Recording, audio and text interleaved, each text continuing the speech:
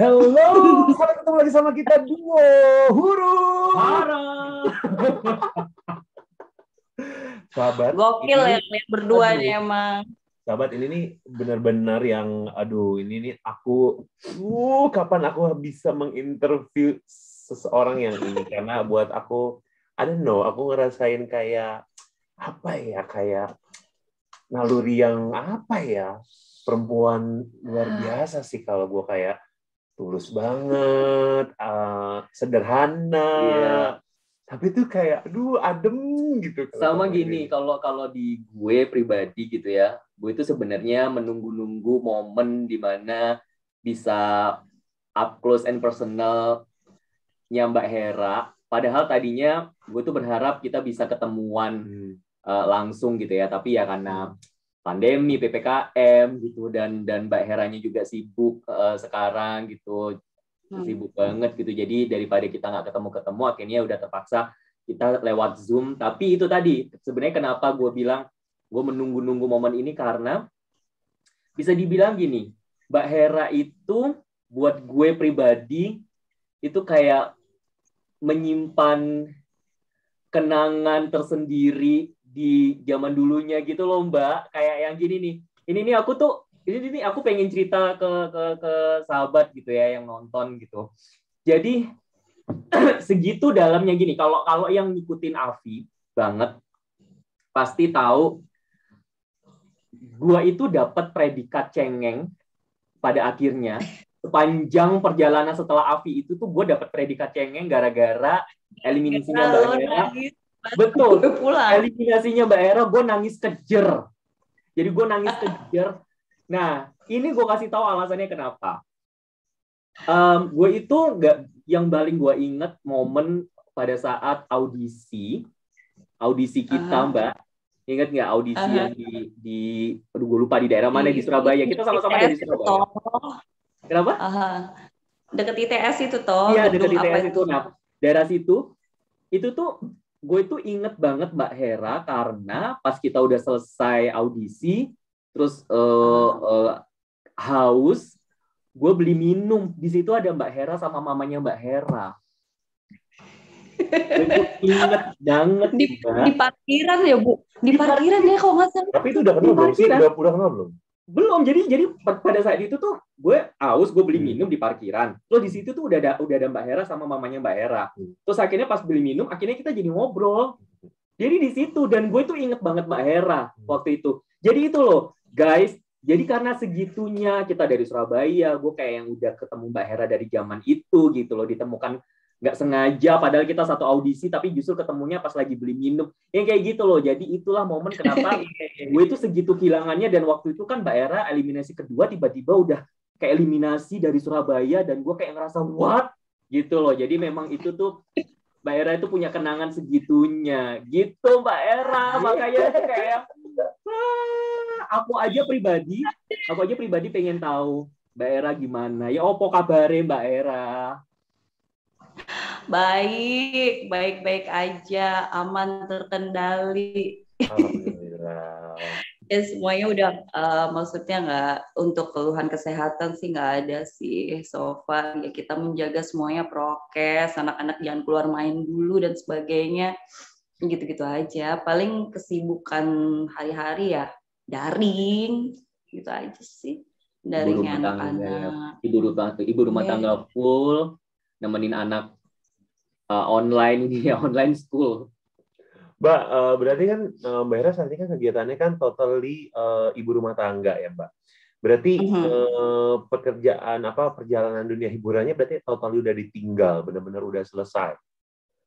Habis selesai emang, karena memang dari sejak aku menikah, suami pengen aku lebih fokus ke keluarga, jadi udah nggak bergelut di nyanyi-nyanyi lagi. Oke, sekarang ini pertanyaan selanjutnya itu adalah sebelum Avi aja, itu tuh buat kita arek-arek Surabaya buat aku sendiri, aku tuh tahu Mbak Hera itu sebelum Afi aja tuh sebenarnya di Surabaya udah terkenal. Udah hits banget ya. Udah hits banget karena vokalis salah satu band cafe yang paling terkenal di Surabaya waktu itu. Jadi kebayang nggak? Kebayang nggak gimana? Nah, berarti gini Mbak. Oke, Mbak Hera background-nya dulu sebelum Afi aja udah jadi penyanyi band cafe di Surabaya.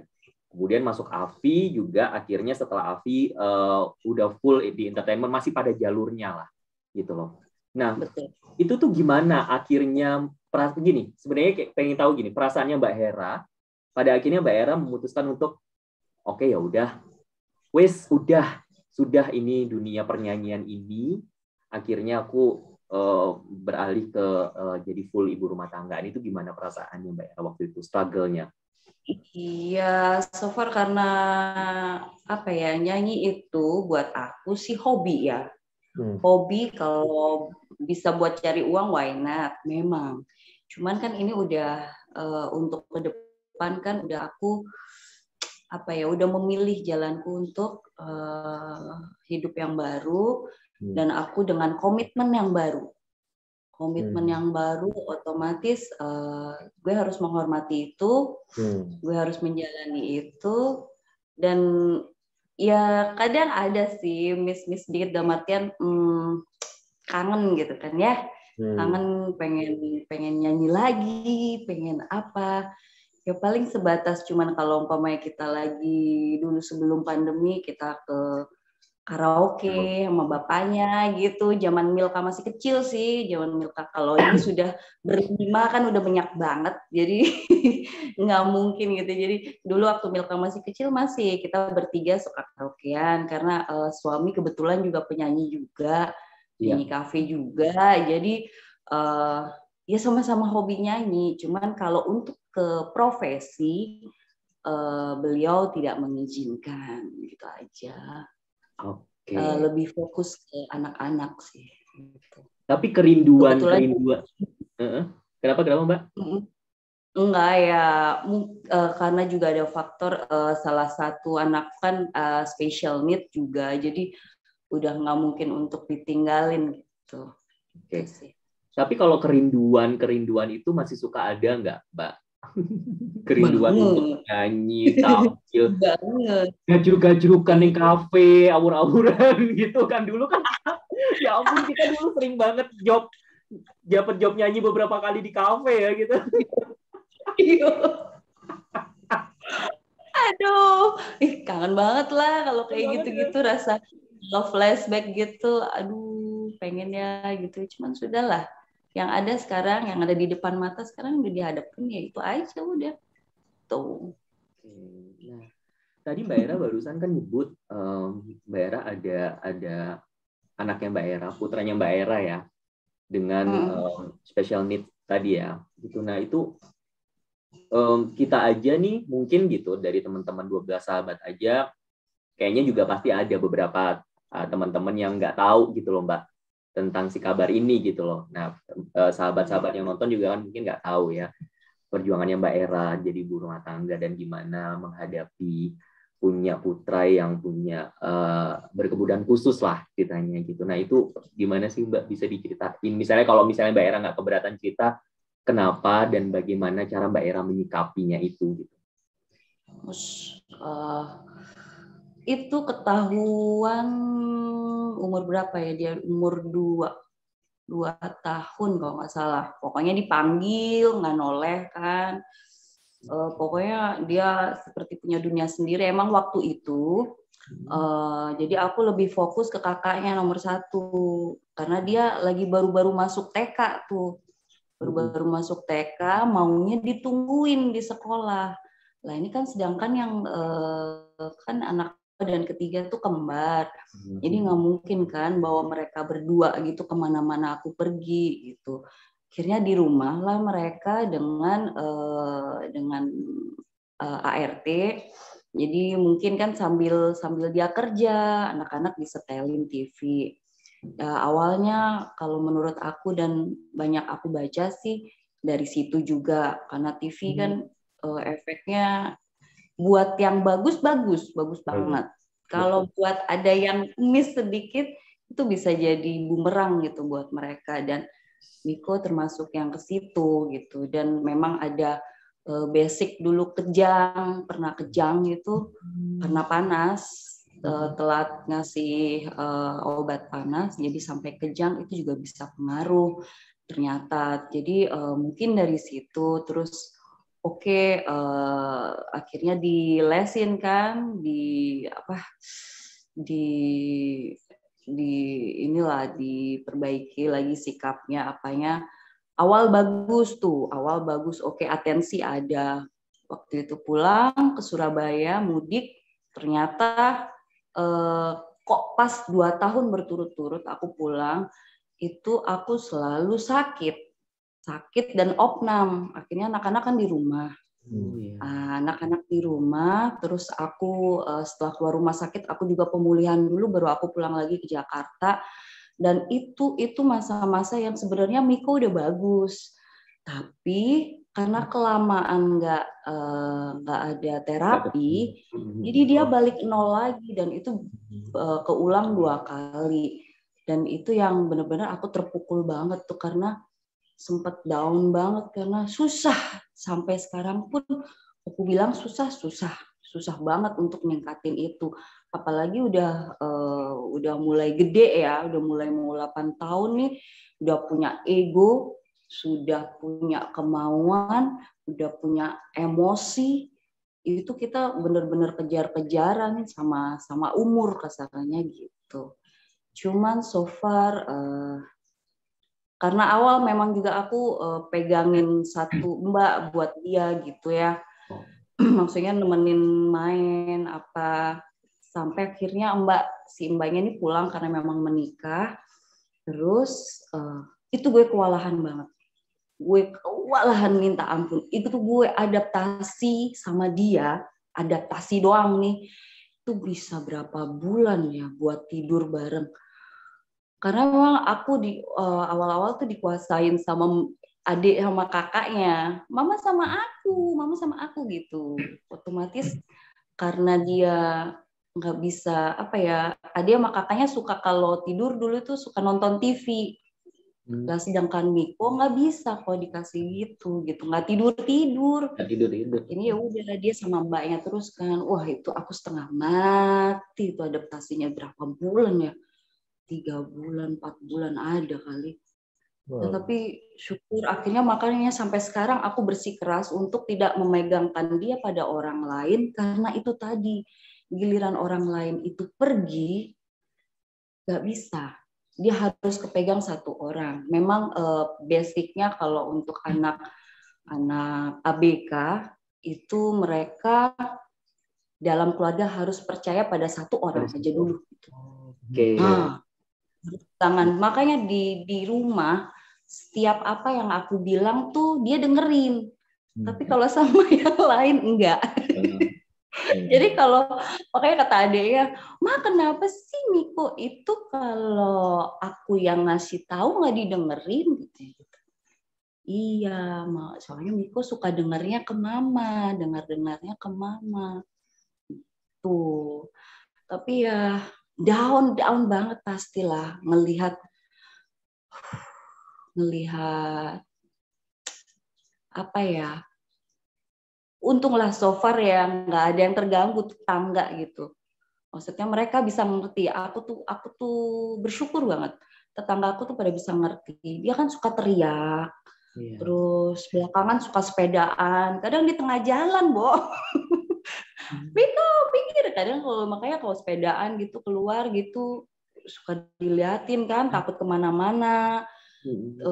Untungnya mereka mengerti gitu loh. Yang gue ini kadang soalnya kalau ABK susahnya kalau orang lain yang tidak mengerti pasti dianggap nakal.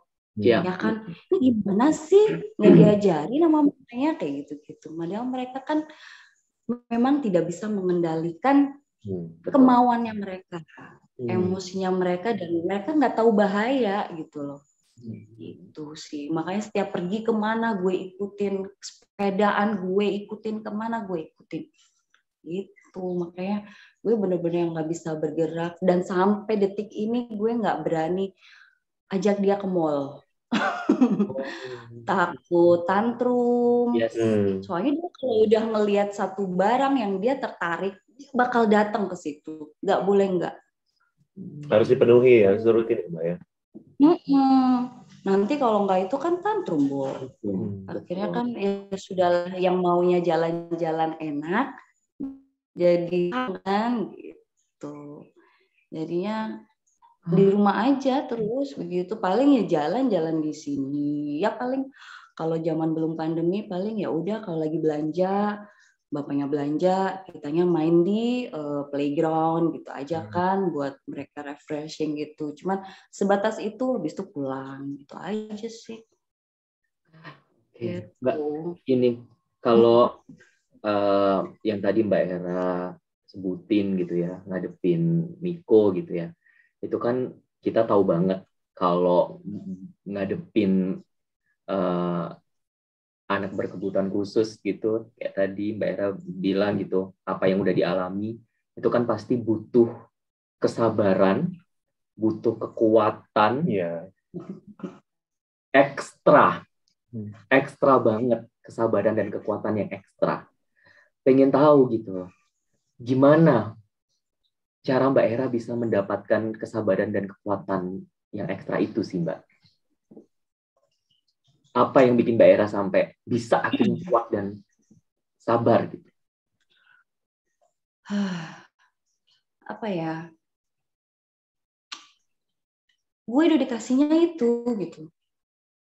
Gue dikasih Tuhan itu. Banyak orang yang pengen punya anak tapi susah, ya kan? Gue dikasih, tapi dalam kondisi yang begini.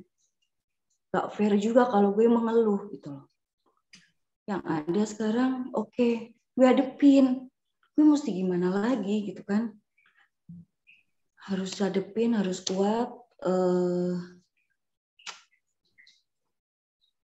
Gak bisa untuk membandingkan dengan anak yang lain. Walaupun sama-sama ABK-nya ya. Cuman memang kasusnya kan berbeda-beda. Ada satu kekurangan ini, satu kekurangan itu. Yang aku syukurin banget. Dia tuh plus minus lah ya. Dalam pandemi gini, semua kegiatan by handphone gitu kan.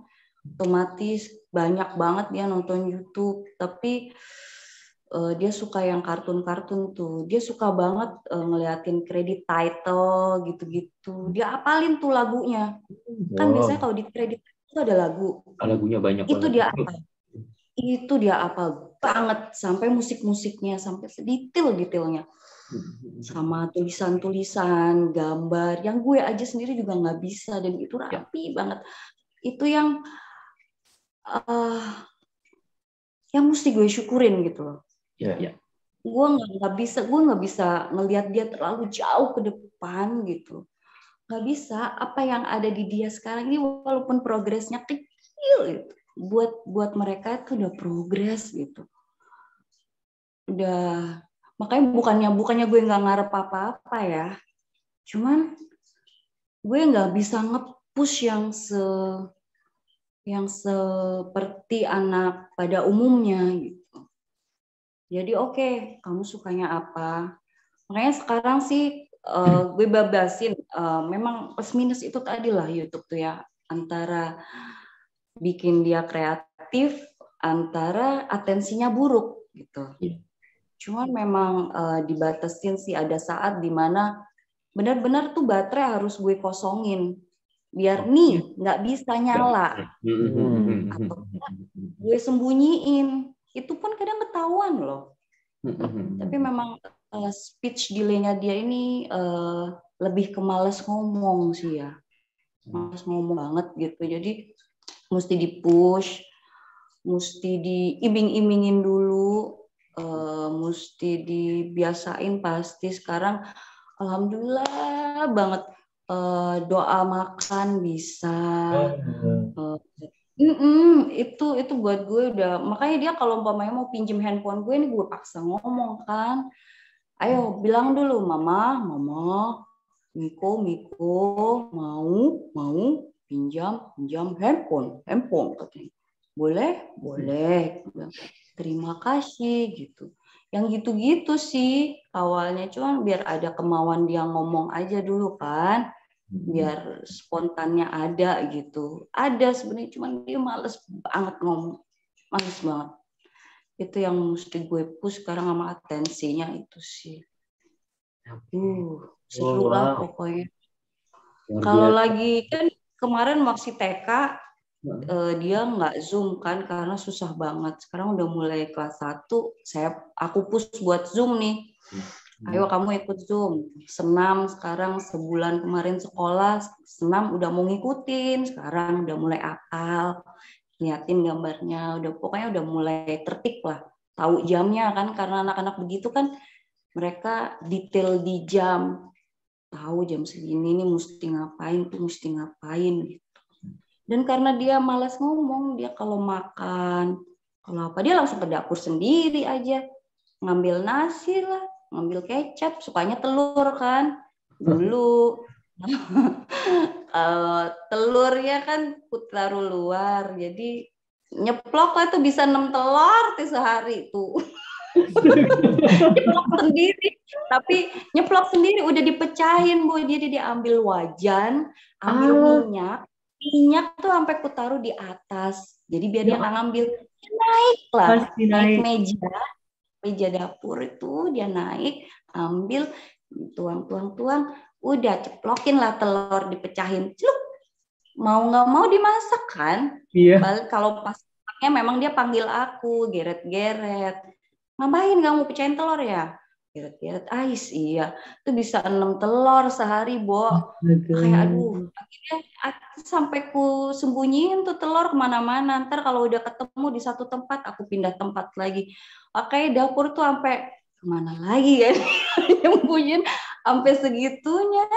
Mie, susu, gitu, susu coklat gitu, yang buat kakaknya tuh sembunyiin semua mesti begitu karena dia nggak bisa enggak gitu loh. Kalau ketemu barangnya udah langsung. Sedangkan dia nggak bisa kan, dia mesti diet kan, nggak boleh terigu, gula-gulaan juga. Iya, betul. Secara makanan juga harus jaga banget ya Mbak. Banget Bu, jadi apa ya? Ya sampai segitunya deh, sampai sedetil-detilnya memang karena itu yang bikin mereka makin. Pernah dulu makan roti kebanyakan, overdosis, sampai malam nggak tidur, jumpa gitu. Gitu makanya benar-benar top kalau nggak disembunyiin, yang bikin dia ini deh, dibatesin lah pokoknya. Tahu-tahu. Terus ini Mbak, berarti kan, nah selama ini kalau tadi Mbak Hera bilang Mbak Hera jadi kuat, jadi sabar gitu ya. Kalau bisa Mbak Hera menyebut satu orang yang juga berjasa dalam membentuk Mbak Hera gitu, yang kayak yang menguatkan Mbak Hera juga gitu. Salah satu orang gitu, itu siapa Mbak? Siapa ya? Banyak ya, maksudnya banyak contoh yang mungkin mamaku sendiri, kemudian ibu-ibu dari anak-anak yang berkebutuhan khusus yang lain itu banyak yang lebih parah dari Miko. Jadi saling menguatkan. Jadi masing-masing saling menguatkan juga gitu ya Mbak. Oh. Betul banget. Luar biasa banget. Emang butuh yang kayak gitu sih. Maksudnya memang butuh support system yang begitu sih memang ya. Bener, karena apa ya, perkembangan anak nih kan susah ya. Maksudnya kalau mereka kan lebih kompleks kan masalahnya gitu. Jadi masing-masing lah. Apalagi ini udah mulai besar gitu, wah problemnya lain lagi ntar.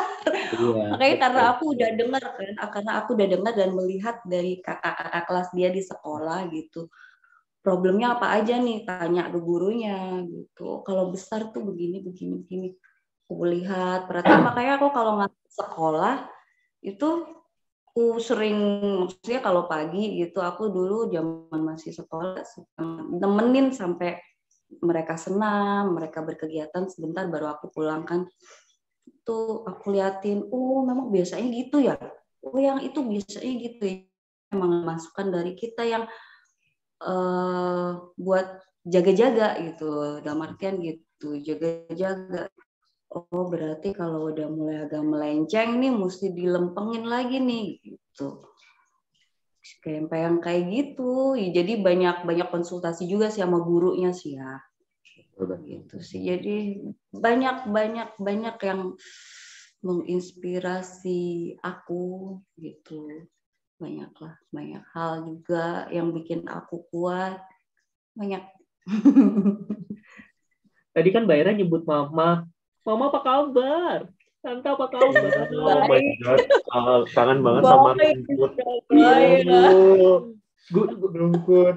Ada momen berapa tahun ya dulu ya? Aku tiap mudik, tiap lebaran ya ke tempatnya Mbak Era ya. Ya oh gila ya, kangen banget. Selalu pengen sama Mbak Era nggak sih? Berenang. Terus makan kepiting-kepiting yang kecil itu loh Mbak. Oh my God. Mama apa kabar Mbak? Api sehat? Tante apa kabar? Sehat? Sehat, alhamdulillah sehat semuanya. Sering ke Jakarta nggak sih Mbak? Jarang sekarang udahan ya, udah nggak kemana-mana, paling papaku kalau lagi pengen, cuman mamaku kan kadang kakinya suka bengkak kalau kelamaan di jalan, jadi udah deh paling kita pulang, kita juga jarang sih pulang, paling lebaran kemarin, sebelum lebaran kita sempat pulang sebentar gitu. Ya ampun. Luar biasa, maksudnya gini, kita ini ya Smile jadi maksudnya jadi tahu ya, karena kalau kita sebagai yang masih belum berkeluarga gitu ya, untuk membayangkan kehidupan keluarga aja itu udah berat, apalagi ini kondisi Mbak Era harus dituntut ekstra sabar dan menjadi wanita, istri, ibu yang lebih tangguh ibaratnya gitu, karena istilahnya dikasih berkah ya. Iya. Kita nggak mau nyebut itu, ini kita mau nyebutnya itu dikasih berkah. Betul. Dikasih rezeki, kesempatan yang langka dari Tuhan. Betul. Untuk dititipkan putra yang itu tadi gitu ya, kebutuhan khusus gitu ya. Jadi kita nyebutnya itu berkah gitu ya. Ampun, luar biasa. Mbak Hera, apa namanya?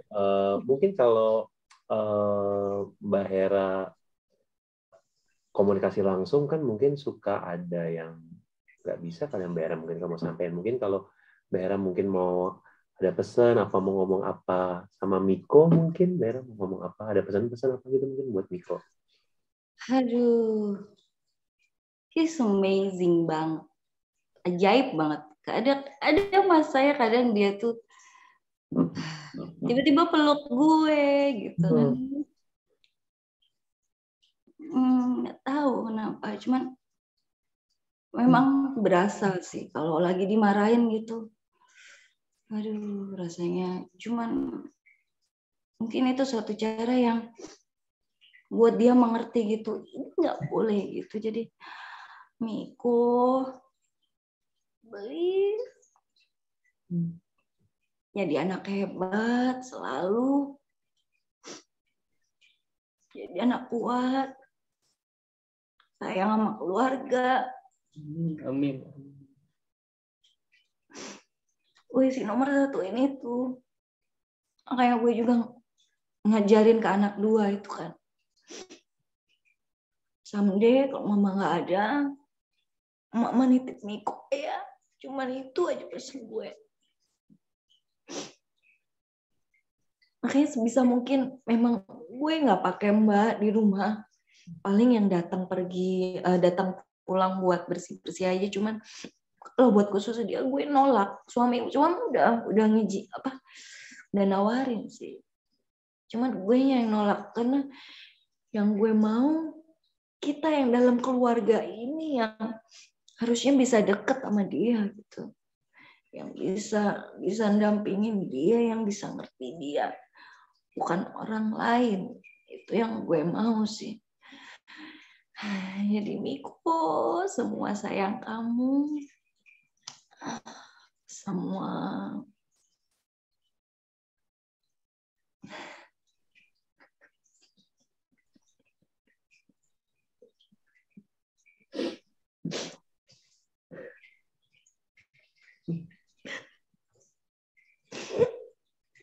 maafin mama kalau mama kasar. Maafin mama, mama suka teriak-teriak. Mama cuma pengen kamu tahu ada hal yang nggak boleh dan yang boleh. Namanya manusia ya kadang betul kayak gini sih Mbak. batas kesabaran kan. Betul. Maksudnya ya ini ngerti banget gitu, gimana pun juga manusia ada batas kekuatannya ya Mbak gitu. Ada momen-momen di mana lepas, apa di mana ya mungkin lagi capek, lagi apa ya, balik lagi namanya manusia gitu ya. Cuman pasti aku sih yakin gitu ya, kita sih yakin gitu ya. Miko pasti kayak tadi Mbak Era cerita, tiba-tiba dia mengeluh. Sebenarnya dia pun juga ngerasa dia sangat berterima kasih gitu, dan memilih caranya sendiri ya mungkin. Sangat berterima kasih sama Mbak Hera gitu loh, tapi ya itu dia susah mengungkapkan, jadi dia tiba-tiba mengungkapkannya kayak gitu. Yang pasti ya itu kita doa terus, kita juga sama-sama berdoa yang terbaik gitu buat Mbak Era, diberikan kekuatan terus, kesabaran, kesehatan ya Mbak, biar bisa dampingin Miko. Mama nggak boleh sakit. Dan Miko juga suatu saat nanti bisa jadi anak yang bikin bangga orang tuanya. Amin ya Allah. Nah, Mbak, ini ya apa? Terakhir ini sih Mbak, pesan apa Mbak Era, ada pesan-pesan. Berarti kan kalau dari ceritanya Mbak Era hari ini gitu, pesannya lebih ke pengen, kalau dari Mbak Era sendiri, apa sih yang Mbak Era pengen sampaikan buat penonton, buat sahabat yang nonton, mungkin dari sisi pengalaman parenting ya, yang selama ini Mbak Era pernah alami gitu loh, yang bisa di-share gitu, apa sih buat ibu-ibu, terutama ibu-ibu yang lagi nonton gitu. Anak itu memang mutiara banget. Jadi kita mesti jaga, kita mesti rawat dengan baik, tapi tantangannya banyak banget kalau untuk zaman sekarang kan.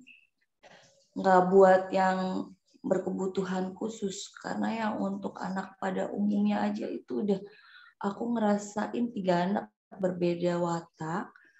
Dari yang satunya kebutuhan khusus, yang 2 nggak apa-apa, itu aja buat aku udah sama-sama bikin kadang kita kayak hilang kesabaran gitu. Tadi yang kayak kamu bilang, batas kekuatan untuk sabar orang kan juga ada gitu. Sama nih kadang cuman bersyukur dan itu yang selalu ada di otak aku ya. Maksudnya aku bersyukur mereka sehat, aku bersyukur mereka bertumbuh, aku yang ada aja yang bisa dilihat aja, aku bisa bersyukur mereka sehat, bertumbuh, bisa mengikuti sekolah dengan baik, kayak gitu-gitu. Itu yang buat aku syukurilah dan mungkin untuk treatmentnya mungkin konsisten aja ya, dalam artian kalau untuk yang anak berkebutuhan khusus terapi gitu, tapi memang sekarang lagi susah, cuman paling nyolong waktu yang konsisten di jam yang sama, yang dia tahu gitu, oh ini waktunya sekolah, ini waktunya belajar, kayak gitu sih. Lagi ya, sabar. Balik lagi intinya sabar gitu. Habis bener-bener kalau ngeliatin zaman sekarang nih anak-anak kayaknya beda kalau dibandingkan sama kita dulu. Kayaknya nggak aku dulu nggak begini deh kecilnya gitu loh. Kok sekarang mereka tuh begini sih. Jadi ada Influence-nya udah banyak sekarang, Mbak. Pengaruhnya udah banyak. Pengaruh dari luar tuh gampang banget masuk sekarang. itu banget dan justru yang dari kita ini yang susah masuk Iya, gitu. betul. Mereka somehow kayak jadi lebih percaya sama platform digital, apa yang mereka lihat di YouTube, di TV itu yang lebih mereka percaya katanya ini, katanya itu ya kan. Yeah. Walaupun mereka nggak tahu itu kebenarannya iya apa enggak gitu. Kan sometimes kalau kita benerin ya gitu, ngeyel-ngeyel dulu gitu. Makanya ibu-ibu sekarang mesti pinter cari celah ya kayak kalau untuk ngajarin anaknya itu bisa begini, mesti kreatif asli. Iya, mesti cari cara gitu kan. Mesti mengenal anaknya dan cari cara yang sesuai gitu kan sama anaknya ini. Dan jadi sahabat. Bilang. Setuju. Gitu. Semakin kita memposisikan sebagai bos, kasarnya semakin kita nggak bisa. Nggak bisa. Nggak diterima sama mereka, semakin akan jadi musuh gitu kan jadinya. Ya, gitu.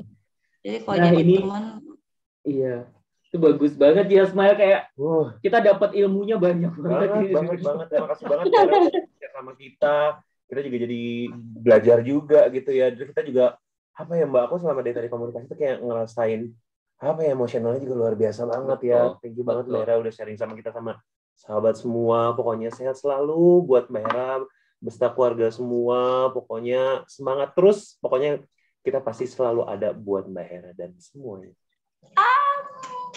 Love you.